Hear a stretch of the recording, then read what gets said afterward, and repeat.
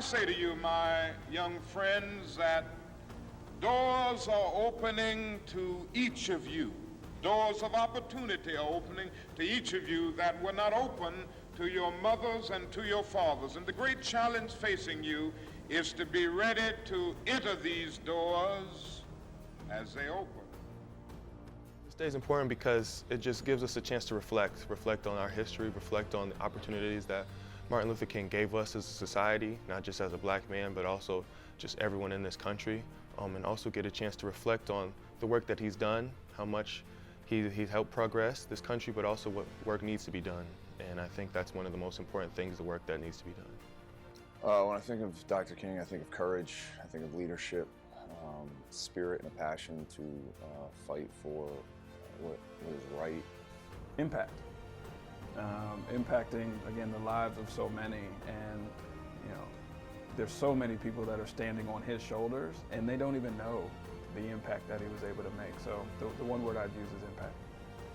Ooh, if I think of one word, I would have to say advocate. I would think most people would say leader, but when I think of how he advocated for the important issues of the day that continue to be important things that we all need to talk about and continue to reflect on and contemplate how we can make change. He's that advocate that keeps us all going.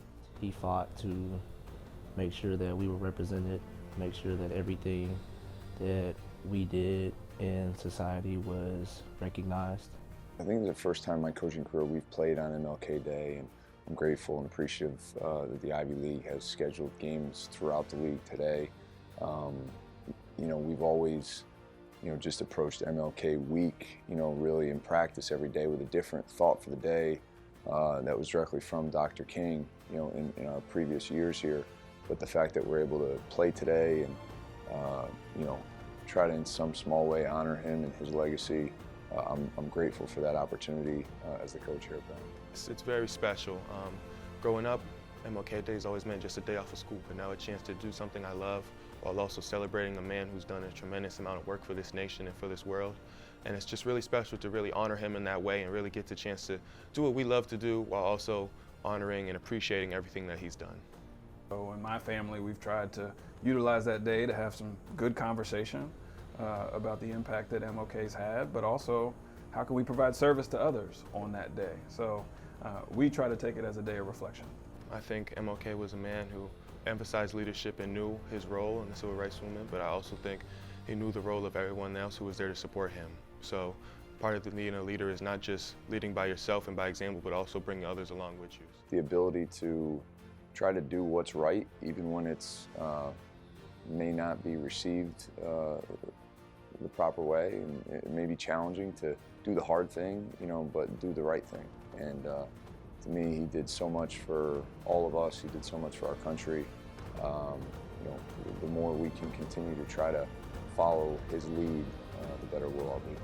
I think we continue to honor him and ensure that his legacy moves on by continuing the important debates and really ensuring that as we do so, that we have the civil discourse and the appreciation for one another that he always showed. I would say that MLK is a great example, and for me, being a black male, working in intercollegiate athletics, I try to be the same example. And again, that service and impact component is something I try to do every day, is try to figure out how I can serve others and how I can be a great example for others as well. He was a generational change in this country and a generational change in the world, and it takes courage and bravery to be that type of person. Like anybody, I would like to live a long life. Longevity has its place. But I'm not concerned about that now. I just want to do God's will. And He's allowed me to go up to the mountain. And I've looked over and I've seen the promised land. I may not get there with you, but I want you to know tonight that we as a people will get to the promised land.